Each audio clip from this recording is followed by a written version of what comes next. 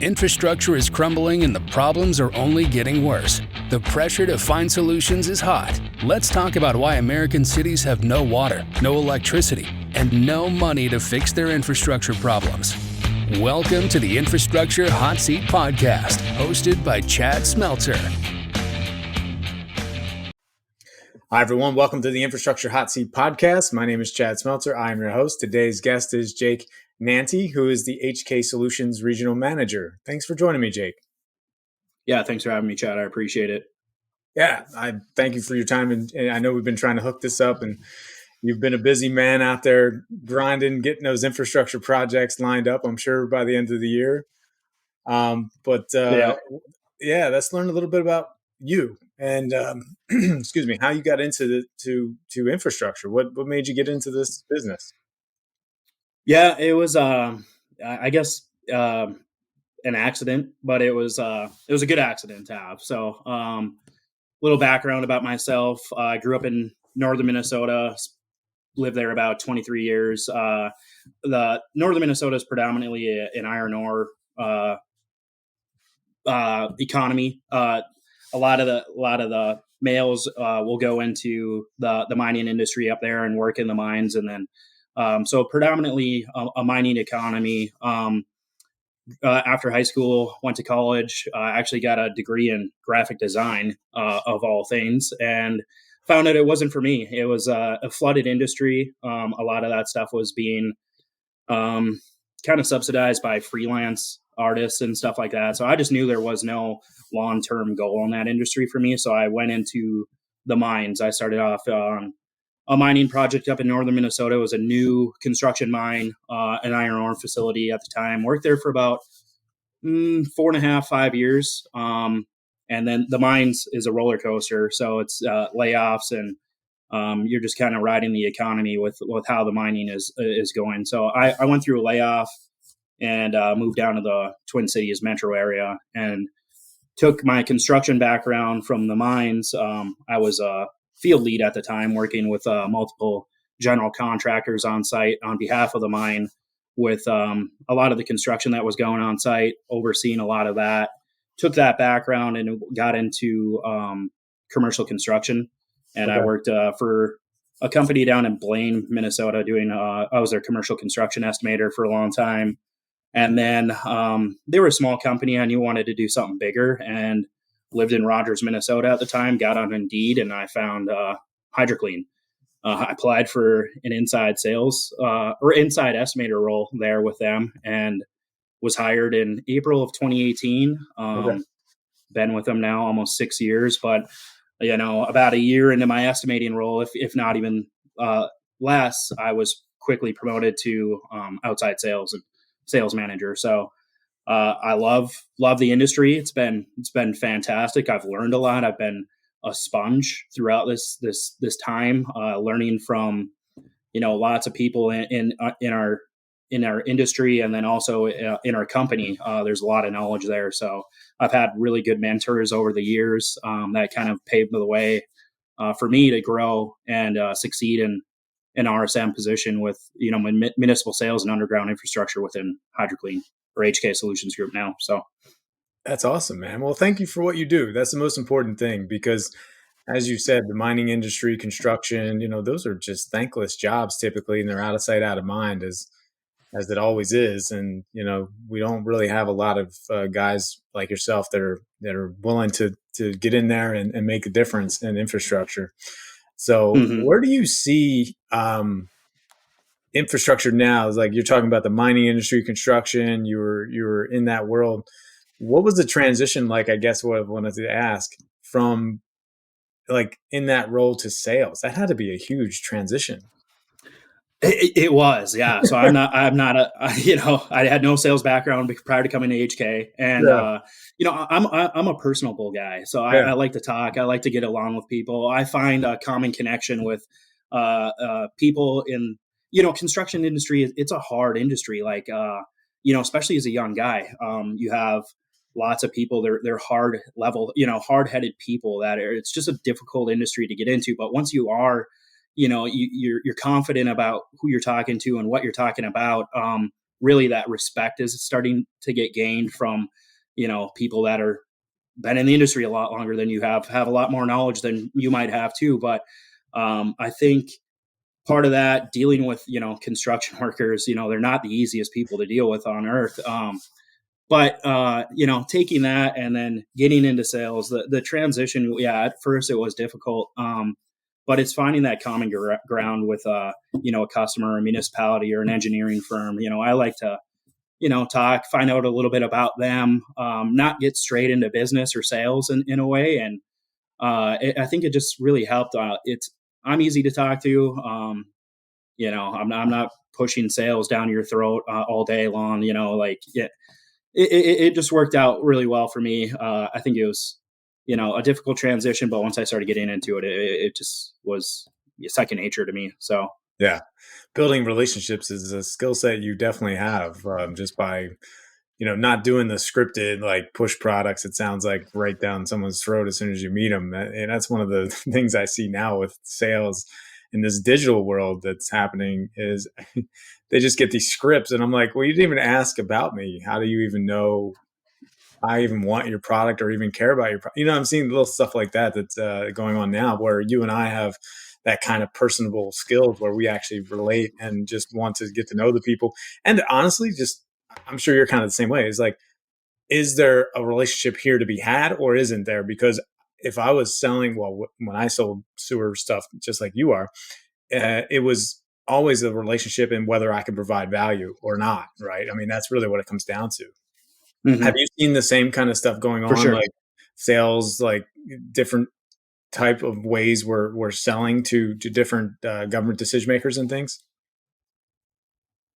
I don't know if that's all. Yeah, I have. No, yeah, it's again, it's just building up a friendship and a relationship, and that gaining their trust, right? As a sales rep, and then pushing that product to them or that service to them it's all about trust, right? And I like to nurture customers and relationships, and I might not sell you something on the first time I meet you, but I'll go back and I'll talk to you and check in, see how you're doing. If you're a Green Bay Packers fan, as much as it pains me to ask, like how's the team going this year? What are you looking forward to, and stuff like that. It's just really finding the common ground with them, talking to them, and building that trust and relationship up. And I feel like that's something I've really succeeded at in the last 6 years that I've been with HK. Is I have a lot of good friendships, relationships built, and Yeah. with customers and municipalities that a lot of the times I'm getting calls and they're just like, hey, what are you doing this weekend? Are you going up north? You seen the family? They know a little bit about me and I know a little bit about them. Like, Yeah. when are you going to retire? Yeah. It's like,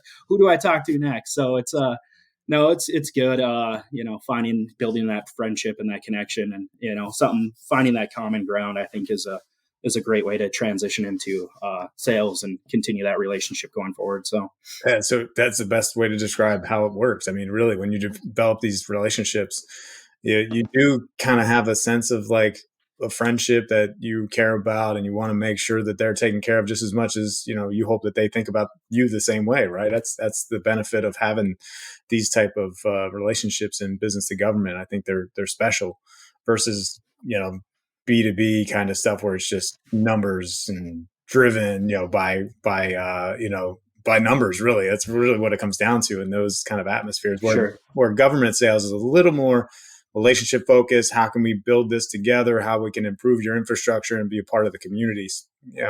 Is really kind of what it seems like to me, and what it sounds like what you're saying. What are some of the challenges though with when you're selling a product to the government agencies that you have to overcome? A lot of it has to do with like convincing them of the issue at hand and the right products to fix these solutions or the problems that they're facing. Right, there's an application out there for a lot of things. I feel like dollars comes into to play a lot, where it's not necessarily picking the right product, but it fits within budget. So it's a lot of educating. They know for the most part what the right way is to do it, but it's convincing the dollars, to go in the right spots, right, and for the appropriate solutions to maintain. A lot of the government municipalities that I deal with is convincing them on hey, we should set up a proactive maintenance plan versus a reactive maintenance plan, where Yeah. something goes wrong, then you need us immediately. Let's start forecasting that out right away. And it's convincing them. And, it takes time, but I think once you get that point across on like, hey, this is going to help you long term, you're going to spend the money up front now, but it's going to save you a lot of money in the end when it comes to a collapsed manhole or a pipe like that when you're, rerouting traffic or bypassing or something like that. It's something that we might have identified a year or two ago had we been in there and doing a proactive, preventative maintenance plan on inspecting their underground infrastructure and really, forecasting that to them. So, Yeah. That's it. so that's Go ahead. that's some of the challenges that I've faced. So Yeah, I mean, that's always been the acceptance of like a new technology or the acceptance of a new process or a new material. Those are always hurdles because habitually a lot of the decision makers that have been in the government, the public works department, for example, they've been using the same stuff for 10, 20, 30 years. And you walk in with a new composite material, that's just called that, whatever that might be. mhm. And they're like, why would I change? That kind of stuff. Have you seen a lot of that kind of mindset, but it's changing now since more people are retiring? Yeah, I think so, and that's a big key point. I'm glad you brought that up. Is a lot of people are retiring. You're getting a lot of the new generation or younger generation in there that are more proactive or to change and new technologies and new products out there. And I'm seeing a lot of success with that now. Versus this is the way we've done it for 20 years, and we're not going to change. It's hard to teach an old dog new tricks, right? Yeah. So there's millions of rehab technologies out there, and it's convincing them like, hey, this is what is really going to fix you, long-term solution for you. You could do something cheaper, but you might be going back in the back end 5 to 10 years and doing it again and again. And there's new technologies out there. There's new companies. The way the industry is moving, it's happened so fast. In the 6 years that I've been with HK, I've seen massive growth in the industry and new technologies coming out with AI and manhole inspections cameras, for instance, too, is like, they started off really big and now they're really small. And it's so there's the technology is ever changing. And, it's just getting in with these municipalities and public works directors or engineers and really have had success with lunch and learns and going over different products and applications that we can use and just getting that out there. So exposure, marketing has been a great tool for us. So how would you say, since you kind of went into marketing, how would you say things have changed dramatically since this whole 2020 COVID situation where everybody went digital? And I was in the same shoes you were with, the sales process and trying to keep up with our decision makers that we were working with and getting these projects done. How do you think things have shifted now from COVID, now post-COVID, like digitally? Yeah, I think you go to these trade shows and you see now post COVID that how many digital booths are out there and how many people are utilizing like LinkedIn and marketing campaigns and efforts to that pre COVID.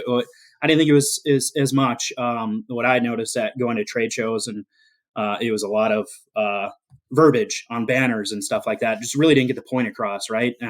Animations, I think, have been a great marketing tool. You're getting your product across or whatever you're selling across is a digital animation. Like I think your time span or your mental capacity of like reading is just a lot less from like looking at maybe a display with a bunch of words on it versus like here's an animation. Like that's going to catch my attention more. So I think post COVID with LinkedIn and a lot of people working from home and remote, really just kind of paved the way for these digital marketing efforts with the podcasts. I think that's just the way of the future is these podcasts and webinars, and I feel like there's more success in those and almost in a way than there is in certain trade shows that I do, right? Yeah. So I know exactly what you mean by that, because that there's I mean, I spent like you 2 trade shows a week sometimes, 12 weeks straight of trade shows, standing there at the booth while everybody's in their classes. And I'm standing there for 6 to 8 hours. I'm like, man, I feel like I could be doing so much more and getting in front of so many more people. Some of these things can be really frustrating. But now with this digital world we're moving into, like you said, we can easily, reach a big broad audience for kind of what we're presenting or what our solutions are, and to their problems. And that's a huge advantage, I think, for a lot of salespeople in this new digital world, is being able to get out there and do these things like you and I are doing right now, and just really spread the word about you as a person, and branding, I think, is going to be, the future for a lot of salespeople and business developers and Hmm. stuff, and getting them to get their brand out there, because people buy from people, right? They want to relate to you, and they want to relate to me, and Right. they want to make sure I'm not some snake oil sales guy just trying to rip them off, which, that was the industry back in like the 80s when they were selling cars. And it kind of seems like that now with the digital world, where no one knows how to sell. So they're just like, here, blah, blah, blah, here's my product, and here's how much information it is. And nobody can, when you said about the text, on these banners and stuff, it's like 28% of it gets absorbed, if any of that, right? And you Sure. look at Yep. video is 13 milliseconds to process information through video, and you obtain 68% of it. So from some of the studies I've read, it's going to be the future. I think this stuff right here, for sure, in getting us out there. I agree. Yeah. Yep. So what are the challenges Yeah. And you get now? in. Yeah, go ahead. Sorry, I didn't mean to cut you off. Well, just going back, no, you're good. Just back on the marketing side, and being personable and relatable, like you had mentioned, is, on my LinkedIn, I'm not pushing products and sales day in and day out. I mean, I do a lot of that, but a lot of the time I want to be relatable too, and I want to be vulnerable, and I want somebody to understand me for me, and kind of relate on that level. So a lot of my posts too are somewhat not even work related. It's about me, and Yeah. showing that vulnerability, and that I'm a relatable person, and yeah. Anyway, so I thought when you brought that up about being relatable, I thought I'd just mention that. So sorry, I didn't mean to cut you off either. So. Dude, that's what makes a great salesman. I mean, to be honest with you, it really does. If you're just throwing stuff out there like, oh, my product's the best, my product this, my product that, for you and I now, when these younger business developers come out, it's like go ahead, you try that and see how that works for you. It just doesn't work Mhm. the way you think it's going to. What are some of the challenges with procurement? Because procurement has always been a huge struggle. Now, I have not sold any construction stuff in a while, but it was always a huge problem for me, just trying to make sure the right materials stayed in specs and things like that. That's one thing a business development manager typically has to deal with. So what's that look like these days? Um, so a lot of that we're meeting with engineers and reviewing specs, and we see a lot of RFPs coming out in public bids specing certain products or something like that for a rehabilitation product. A lot of that is just convincing them and trying to write our way into specs and providing some sample submittals, and here's something that's equivalent, that we would love to see as an alternative, maybe in an RFP or a procurement spec or something like that. So it's just getting in front of these engineers, talking to them right away before, maybe before the bid is the RFP is released or the bid request comes out, is talking to them, walking them through, videos, case studies, and providing them with, all of that specifications that could be an equal, right, as for new construction and new technologies. So Yeah. we've had a lot of success with that, and just reaching out and setting up these meetings, and really our business development directors are I applaud them every day for being able to get in front of these engineers and change specs the way they do. So it's been great. I think there is a lot of change happening, and it's obviously we'd like to see every RFP we're in with something that we can provide in that. So I, I was laughing because I kind of pity the engineers sometimes when they put a spec out, because you got other business developers doing this, trying to get their product in specs, and it just becomes like, for them, I can only imagine the work behind research and understanding the materials and stuff is got to be a challenge for those engineers. For sure. Yeah. We set up a lot of launch and learns. Yeah. That's one of my goals, is get in front of as many engineers firms as I can. And who's going to turn down free lunch, really? I mean, just 45 minutes of me, and I'm going to talk to you about something. And hopefully the end result is we get written into these specs and these procurement specs for our rehabilitation technologies. So, yeah. Now, you guys have been growing a lot. The HK Solutions, it's been expanding pretty well. What's been the driving force behind it? Just the need for infrastructure getting repaired and replaced? Yeah. There's a lot of funding out there too. I mean, there's ARPA funding and there's the infrastructure funding that came out, and there's a need for it, right? And the one thing that HK has done really well is we've acquired companies that have been able to expand on our service lines that we haven't been able to offer before, with the lateral service cleaning and the lateral lining, and then getting into the UV lining as well as the CIPP. So really, it's just kind of expanding all our service lines to fit to basically be a turnkey municipal service providing company. And right now, we're able to do that. And the success that we've had doing that and cross selling multiple service lines through one single customer has been amazing. So instead of going out and hey, these guys do a lot of cleaning TV, a lot of maintenance, inspections and cleaning. It's finding during those inspections and identifying some of the problems that they have in their pipes. Hey, now we're able to line this, and then hey, we should inspect your service laterals while we're out here, and we can line those. And it's just leading into more and more, and where I'm seeing one single customer maybe buy all our services that we can offer at once, and it's great. So we're in there doing manhole rehab when we're opening up the manholes, and like, hey, you guys should really look at this, instead of being able to having to recommend another contractor that only specifically does this. We're able to build that trust with them and saying, hey, you only have to deal with one person. It's us, it's HK or me, and Yeah. instead of getting multiple contractors in there and doing things different ways. And then you're talking to, multiple people at this point versus one contact. And that's where I've had a lot of success is building that relationship with, clients and customers on, the rehabilitation after we do the inspection, going right into that as well. So Yeah. it's been good. I've had a bunch of discussions with like superintendents of public works and stuff like that. And one of the things that they mentioned was having a dependable contractor they could reach out to in times of need, emergencies, or just in general to be responsive is probably one of the biggest struggles they all have is finding that responsive contractor. What do you think makes you guys different than other contractors that are out there?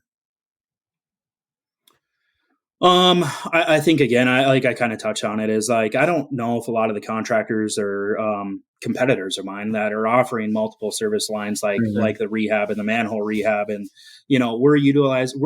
we're pretty advantageous to new technologies and embracing new technologies. So Yeah. the AI software that's coming out now is like, we kind of took that on and ran with it. And it's been great for our customers to say, hey, nowadays everything's uploaded to a cloud. We're not going to mail you a DVD or a VHS tape with your video and hopefully that you review it. What we're Right. doing now is with the AI and uploading it to the cloud and saying, hey, you guys can access this data in real time as we're out there televising. You're able to review it. It might not be coded at that point, but they can see the video footage. And if we run into, or the inspection as we're out there, and if we run into an issue with roots or collapsed pipe, and instead of finding out about it 3 weeks post construction or when we leave and saying, hey, I would have really liked to have known about that pipe when you guys were here. And it's just really, they didn't have a way until now to do that. So yeah, I think that transparency during the field inspections, providing them that information, seeing it in real time, and bringing it up also, minimizes us having to return because we missed something, or return because they want some heavy cleaning or root removal or something like that. They might not have seen until they reviewed that DVD or thumb drive, and it could have been under a stack of paper on their desk for 2 months, and they're like, "Where is that?" And so yeah, so I think that's been a really good separating fact right now, at least for HK, and then along with the multiple service options that we can provide them, and having to only deal with one contractor versus multiple. Yeah. So it's been good. Yeah, that's great the way you kind of described it because we went and I tell you a lot of municipalities and you can confirm this or not. I'm not sure what the percentage is now, but when I would walk into a local government and I'd look at an office, it'd be stacked with 3 ring binders. And I was like, what are you doing with all these SSES evaluations? Like, where is this? What are you doing with that? They're like, nothing. Literally, Yeah, they couldn't use it. They were like, I'm not going to sit there and go through 3 ring binders of an SSES evaluation. I already know where my problems are anyway. That kind of stuff was going on. And now we have yeah, AI, which is Awesome. Can you speak to like what this pipe program is that you have? Yeah, so pipe, gosh, it's been developed probably even before I had started with HK, but we want to work and we want to partner with municipalities or engineering firms or whoever it may be on long-term proactive preventative maintenance plans. So, as the years go on, the cost for everything goes up, right? So Yeah. you deal with, if you're going to go to RFP every year or bid every year, you're dealing with price increase based on the economy. Something like what we want to do is lock in customers into a multi-year program where your rates are locked in for a long period of time. It could be 2 years, it could be 5 years, and really just you have 80,000 feet in your town. Let's do 20,000 feet a year for X amount of years, and let's go over a section of town, send you that information, and then next year we know it's on the backlog. So the pipe program really allows us to get the customer locked into a rate for a long period of time, get them that information. And then at the same time, it really helps with our backlog because we can schedule this work on our time versus like facing like a deadline or a completion date with liquidated damages or something like that. So we can fill in.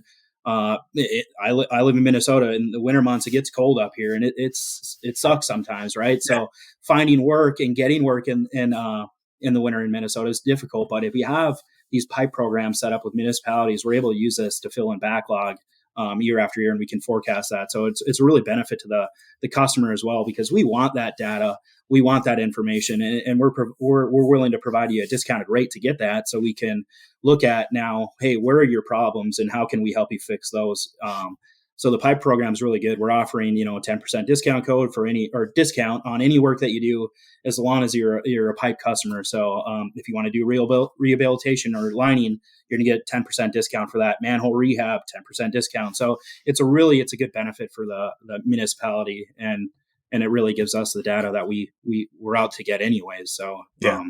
Well, having that yeah. intelligence is important. And how can you speak on or about the market share? Like being in your role as a business development manager, you have a bunch of municipalities that are potential buyers of your solution. What I Mhm. found is always getting to market, right? The challenge of go to market, how to get in front of these decision makers. What are some of the things that you've noticed uh, is in your world as far as trying to get in front of people? What are some of the difficulties? Can you speak on some of that stuff to get these pipe programs in place? Yeah. So there is a lot of municipalities, especially Minnesota or my territories, that, there's a lot of mom and pop customer shops out there or contractors out there that have one jet vac and one TV van. We're not going to Uh-huh. compete with them price point. So they might be 50 cents a foot, where we're just not going to be even near that. And it's convincing these customers that, like, yeah, you might have somebody that's able to come out here, do a CCTV inspection, provide you some PACP ratings, but really beyond that, what are they doing? They're just handing you off a thumb drive and thanking you for the project, or are they actually looking through this and finding those problems to help you fix these solutions for minimize costs down the road, or and actually lay out a budget plan for 2024. It's like, hey, you really had X amount of 5 defects in your pipe, or 5 ratings, 4 ratings, whatever it might be, like Sure. really should look at resolving these. And that's what we do. So we're acting almost as a city engineer, where we can go in, review this data, provide them with recommendations, and then also pricing associated with that. So the first thing I do after a pipe program or year one is done on this multi-year program is I'm going to sit down with the customer. I'm going to go through all the PACP defects and the ratings. And then with that, I'm going to already have pricing on the table for them and say, hey, this is what it's going to take to cost, or what it's going to take to fix this next year. So they can budget and they can go to council and say, we need this amount of X amount of dollars allotted for, pipeline rehab, manhole rehab, et cetera, where I just don't feel like these mom and pop shops are necessarily providing them. So it's Yeah. educating the customer a lot of the times on, hey, I understand it's cheaper, but the end product that we're able to provide you is, the Cadillac versus the Toyota that you're getting, so. Yeah. Well, one thing I've learned in this business, and I'm sure you have too, is cheapest is not the best. That's for sure. And Mhm. we're looking at the quality of infrastructure right now, the way it's being built or was being built, to the low bid process, and the quality is not there. It's not lasting 50 years. It won't even make it to 75 years, depending on these different contractors are applying certain types of materials and stuff. There's an education factor, a training factor in all this, and that's a whole nother discussion because we're already out of time, but we can talk about that later. But Jake, I truly appreciate you joining the show and giving us an insight into what your day-to-day is and what your passion is and all that good stuff and what HK Solutions is doing out there. So how could people get a hold of you? Well, I'm very active on LinkedIn, as you probably know, Chad. So you can find me on LinkedIn. It's Jake Nanti, the regional sales manager with HK Solutions Group. Do you just want me to?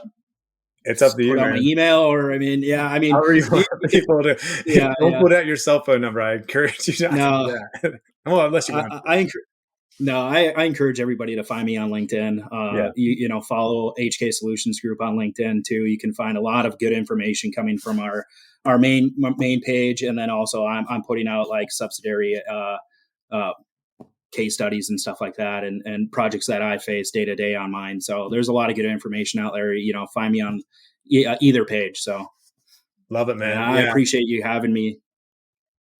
Yeah, no problem. Just thank you for joining me. Sorry about the delay we have going on here, but truly thank you for being here and giving us the insight into your world and what's going on. And look, I definitely have a lot more questions for you and HK down the road. So let's talk some more and see what else is going on out there that we can discuss.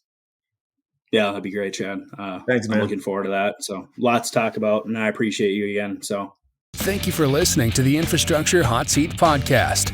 We hope that this show brought you some insight on relevant topics within the infrastructure world. Please join us every 2 weeks on Tuesday for the next episode. If you're interested in being a guest on this podcast, please set up a 15-minute interview with your host at calendly.com/Chad Smeltzer.